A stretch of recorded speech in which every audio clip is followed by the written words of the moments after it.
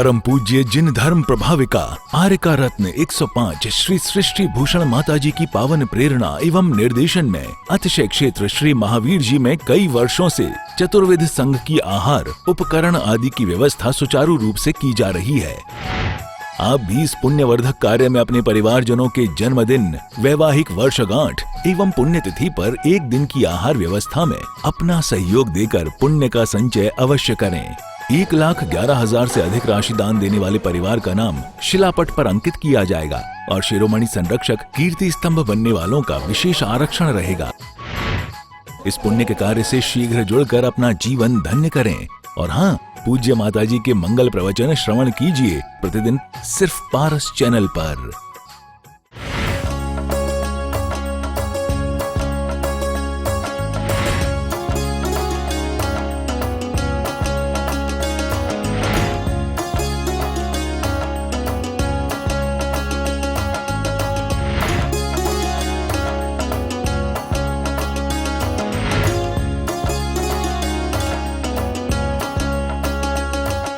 हजारों मंजिलें मिलती हैं, हजारों मंजिलें मिलती हैं राहे जिंदगानी में, हजारों मंजिलें मिलती हैं राहे जिंदगानी में, मगर एक आखिरी मंजिल बड़ी मुश्किल से मिलती है। कि वास्तव में कहा है कि अंतरात्मा आदमी बन जाए। अंतरात्मा का मतलब है जो हमारी ऊर्जा बाहर जा रही है वो अंतर की तरफ आ जाए। जितना समय व्यक्ति क्षुद्र में निकालता है इतना विराट में नहीं निकालता है। जितना समय पदार्थों में निकालता है इतना परमार्थ में नहीं निकालता है। जितना समय, जितनी इंद्रियों की शक्ति, तन मन धन तीनों व्यर्थ में इतना खर्च करता है, इतना जोड़ता है कि जीवन को नष्ट कर लेता है। आपने देखा होगा आध्यात्मिक व्यक्तियों के पीछे भीड़ नहीं होगी। जो सच्चे आध्यात्मिक होंगे उन्हें तो कोई देख नहीं पाएगा। लोगों की आज भीड़ किसके पास है? झूठों के पास, अभिनेताओं के पास, नेता के पास। एक बार एक व्यक्ति ने कहा कि मुझे अपनी खोपड़ी बदलवानी है, तो कहते हैं कि उसे खोपड़ी दिखाई गई, बोले 50,000 की है, दूसरी 5 लाख की है। बोले 50,000 की खोपड़ी किसकी है? बोले राजनीतिक की है, क्योंकि उसमें दिमाग की जरूरत ही नहीं होती है। और जो 5 लाख की खोपड़ी है वो किसी विद्वान की है, उसने दिमाग का उपयोग किया लेकिन शब्द ज्ञान के लिए किया है। और जो अनमोल खोपड़ी है, अनमोल जिसका कोई मोल नहीं दे सकता, वो संत की खोपड़ी है, क्योंकि संत की खोपड़ी ने वो काम किया है जो मिट्टी को सोना बनाया है, कंकड़ को हीरा बनाया है, बेकार की जिंदगी को वरदान बनाया है, जिसने अपनी जिंदगी में क्षुद्र को नहीं विराट को अपनाया है, जिसने जीवन में अपने आप को महत्वपूर्ण बनाया है, जिसने जीवन में पत्थर नहीं इकट्ठे किए, क्षुद्र बातें इकट्ठी नहीं किए, क्रोध मान माया लोभ इकट्ठी नहीं किए, बल्कि क्षमा प्रेम करुणा दया सहजता इकट्ठी किया। हमारे जीवन में भी हम किन चीजों पर समय व्यर्थ कर रहे हैं? हम कभी कभी कहते हैं कि मन को बस में कर लो तो मौन ले लेते हैं। मौन लेने से मन बस में नहीं होता है, मौन लेने से तो मन और उदंड हो जाता है। आचार्य कहते हैं कि जो अंतरात्मा होता है उसे बाहर की चीजें कोई प्रभावित नहीं कर पाती हैं। बाहर सुख हो, दुख हो, बंधु हो, मित्र हो, शत्रु हो, कोई भी हो, अरे गावतारण असि प्रहारण मैं सदा समता धरण। क्या है? अरे गावतारण असि प्रहारण में सदा समता धरण। जो अंतरात्मा होते हैं उनके लिए आप या तो दीपक की आरती उतारो या उनकी बदनामी करो, ना कोई फर्क नहीं पड़ता है। और या अस्सी का प्रहारण करो। कितने मुनिराजों पर उपसर्ग किए दुष्टों ने, लेकिन उन्होंने दुष्टों के प्रति कोई प्रतिकार नहीं किया। पांडवों को आग लगा दी, गर्म आभूषण पहना दिए, उस समय भी उनके अंदर मुनि अवस्था में भी इतनी ताकत थी। वज्र सम नाराज संघनन था कि चाहते तो एक हाथ में पलटा देते, लेकिन वो जानते हैं कि क्या कर पाएगा कोई, इस देह का घात करेगा और देह तो एक दिन जानी है। क्योंकि शरीर से कितना भी प्यार कर लो, कितने भी क्रीम पाउडर लगा लो, कहते हैं दुर्गंध देंगे असुचि मल की पिटारी, जो शुद्ध वस्तु जग में तन ने बिगाड़ी, क्यों क्रीम पाउडर लगा कर रे सजाता, ज्ञानी सदा तप तपा सुख शांति पाता। दुर्गंध दे असुचि मल की पिटारे, कैसी है ये देह? वो जानता है कि देह मेरी आत्मा नहीं है, देह मेरी नहीं है, देह तो वस्त्रों की भांति मिली है, बदल जाएगी, और देह से भी इतना लगाव क्या करना। इसलिए देह को जला पाएगा आदमी, मुझे नहीं जला पाएगा। देह जलेगी तो मेरी चेतना जगेगी, और चेतना जगेगी तो देह का कोई प्रक्रिया हम पर असर नहीं कर पाएगी। और वैसा ही हुआ, पांडवों को आग लगा दी, लेकिन आप सबको पता है कि मोक्ष और सर्वार्थ सिद्धि में कारण बन गई उनके लिए। और हम जीवन भर जीवन में आग लगाते हैं। जिनकी चिंता में तू जलीता, वो ही चिता जलाते हैं। जिन पर रक्त बहाया जल सम, वो ही जल में बहाते हैं। पिंड दान कर प्रेत आत्मा से अपना पिंड छुड़ाते हैं। कहते हैं जीवन भर चिंता सुलगावे मरत चिता सुलगावे। जो कामी क्रोधी व्यक्ति है वो जीवन भर चिंता में जलता है, कैसे चीज मिलेगी, कैसे मिले, किस षड्यंत्र से, किस पाप से, किस व्यभिचार से मिले, बस उसे संपत्ति चाहिए। जीवन भर चिंता में जलता है और मरने के बाद चिता में जलता है। हमें चिता में नहीं जलना है, हमें चेतना को ऐसा जगाना है।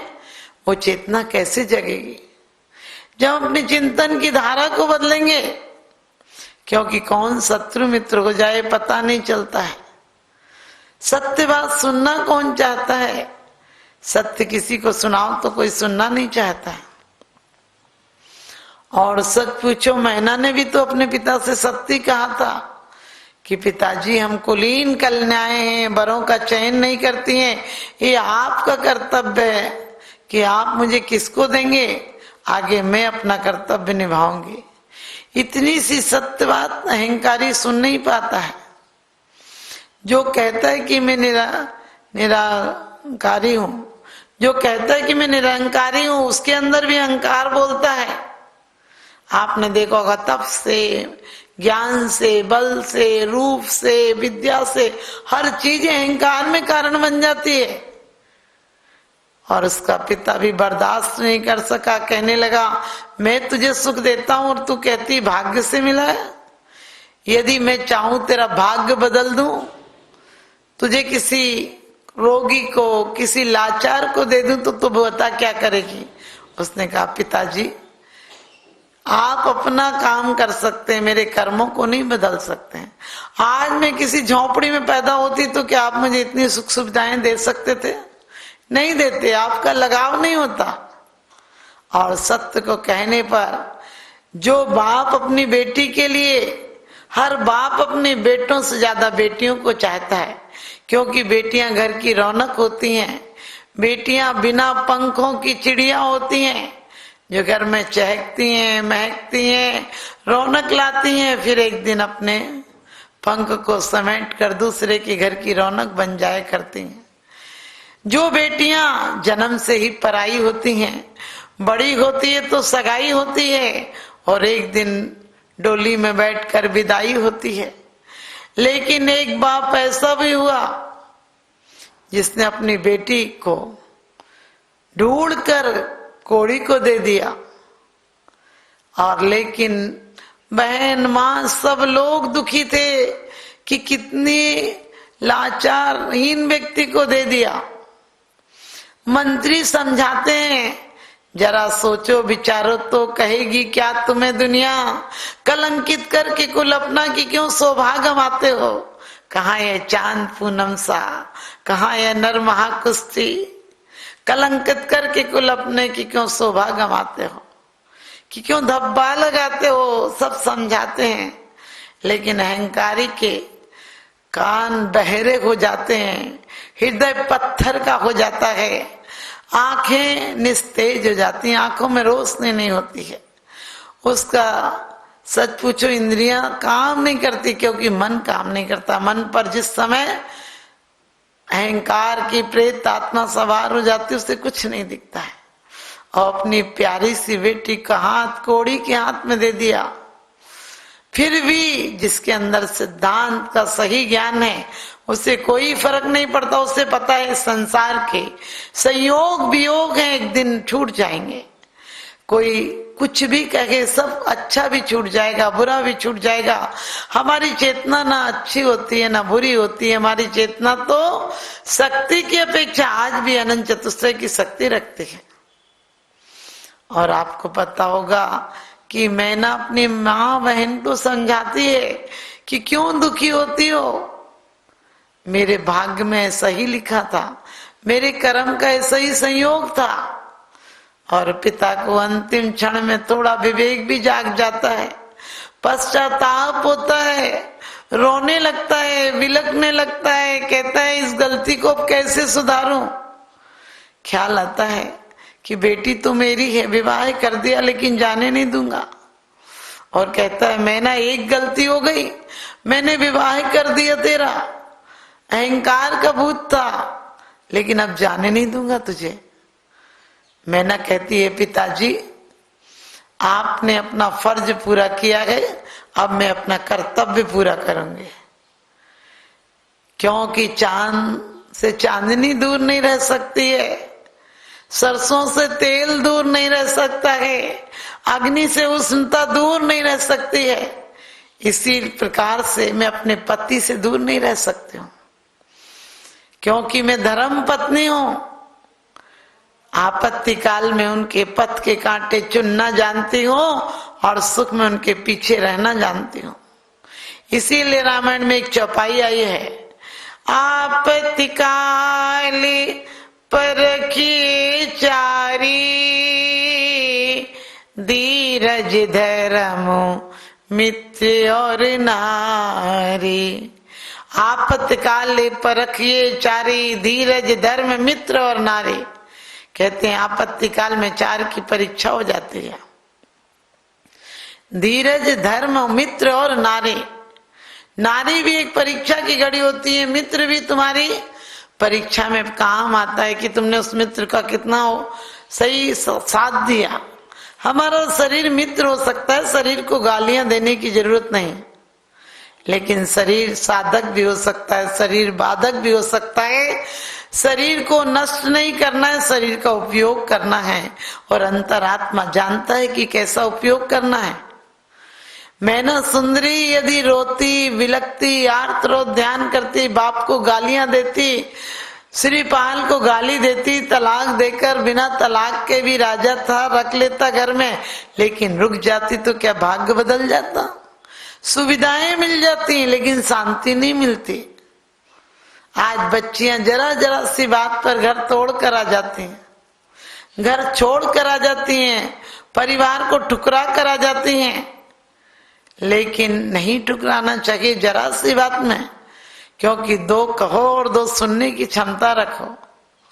किसी की बात को हंसकर जवाब दे दो, क्योंकि तुम्हारी शान घट गई होती कि रुतबा घट गया होता। जो गुस्से में कहा तुमने वही हंसकर कहा होता। आज जरा जरा सी बात हमें बर्दाश्त नहीं होती है। किसी का अधिकार, यदि सास ने कुछ कह दिया तो कह दिया, वो बड़ी है, उनका भी अधिकार, उनका बेटा है, मैं बहू बनकर आई हूं, सुन लो। और यदि बहू ने भी कुछ कह दिया तो सोच लो किसी की बेटी है, अपनी माँ से बोलती होगी, अपना परिवार छोड़कर आई है, इस घर में रहने आई है, उसे इतनी सुविधाएं, इतने सुख, इतना अच्छा माहौल दो कि उस पीहर को भूल जाए, तब तुम्हारी तारीफ है। तकरार में क्या रखा है। तो इसी प्रकार से मैना सुंदरी ने तन मन से इतनी सेवा की। एक दिन सिरिपाल कहने लगे,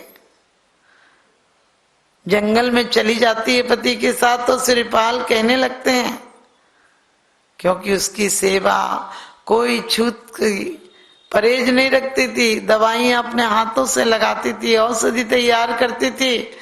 और उस समय सिरिपाल कहते हैं कि मैं ना माना तेरे साथ बहुत बुरा हुआ, लेकिन तू एक कहना मेरा मान जा, जब तक मेरा रोग ठीक नहीं होता तब तक तू अपने पीहर में विश्राम कर। वो कहती है, आप कैसी बात करते हैं, मुझे किस बात की सजा दे रहे हैं? मैं सब कुछ बर्दाश्त कर लूंगी, लेकिन आप अपने चरणों की सेवा से मुझे दूर मत करना। और इतनी बात के बाद आपको पता होगा, सिरिपाल ने कहा था कि मुझे छूत का रोग है, तू मेरे पास आएगी तो तुझे भी हो सकता है, इसलिए तू मुझसे दूर रह।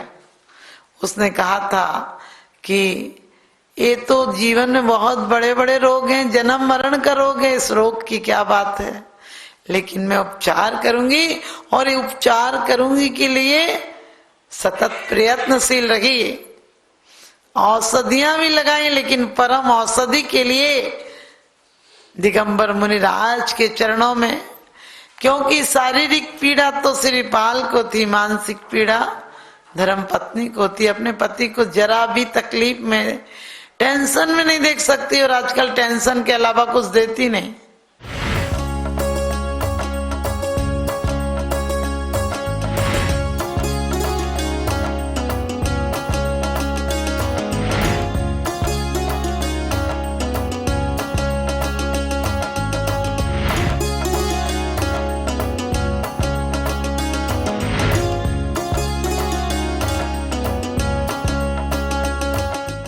परम पूज्य जिन धर्म प्रभाविका आर्यका रत्न 105 श्री सृष्टि भूषण माताजी की पावन प्रेरणा एवं निर्देशन में अतिशय क्षेत्र श्री महावीर जी में कई वर्षों से चतुर्विध संघ की आहार उपकरण आदि की व्यवस्था सुचारू रूप से की जा रही है।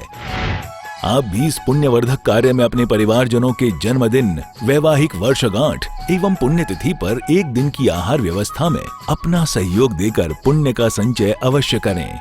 1,11,000 से अधिक राशि दान देने वाले परिवार का नाम शिलापट पर अंकित किया जाएगा और शिरोमणि संरक्षक कीर्ति स्तंभ बनने वालों का विशेष आरक्षण रहेगा। इस पुण्य के कार्य से शीघ्र जुड़कर अपना जीवन धन्य करें। और हाँ, पूज्य माताजी के मंगल प्रवचन श्रवण कीजिए प्रतिदिन सिर्फ पारस चैनल पर।